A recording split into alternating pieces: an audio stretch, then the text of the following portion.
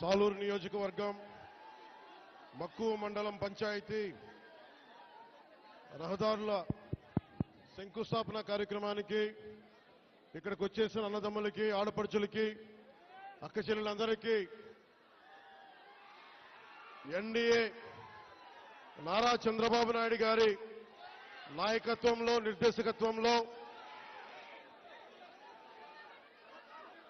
రహదారుల నిర్మాణం జరుగుతున్న క్రమంలో నరేంద్ర మోదీ గారు ప్రధానమంత్రి శ్రీ నరేంద్ర మోదీ గారి కేంద్ర పథకాలతోటి జాతీయ ఉపాధి హామీ పథకాలతోటి ఈ రోజున నేను ఇక్కడికి రావడం జరిగింది.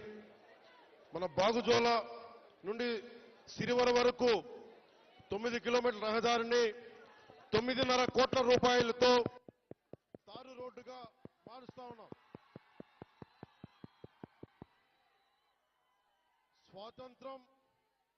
మనకి స్వాతంత్రం వచ్చినప్పటి నుంచి దాదాపు 70 సంవత్సరాల పైనైనా ఈ రోడ్డుని మనం వేసుకోలేని పరిస్థితి.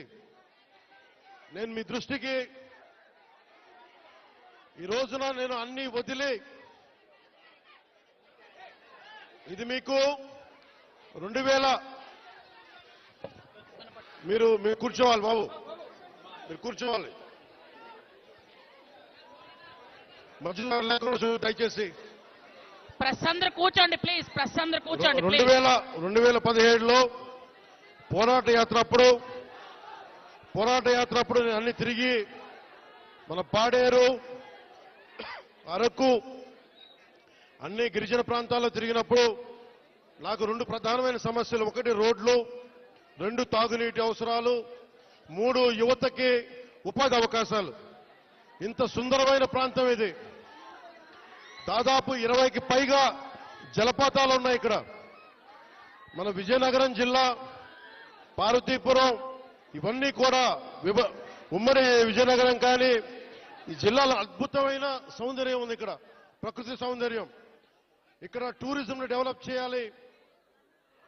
యువతకు కూడా నేను ఒకటే మాట ఇస్తున్నాను, ఇప్పటిదాకా ఎవరు కూడా ఆలోచించలేదు ఇక్కడికి రావాలని, రోడ్లు వేయాలని. కానీ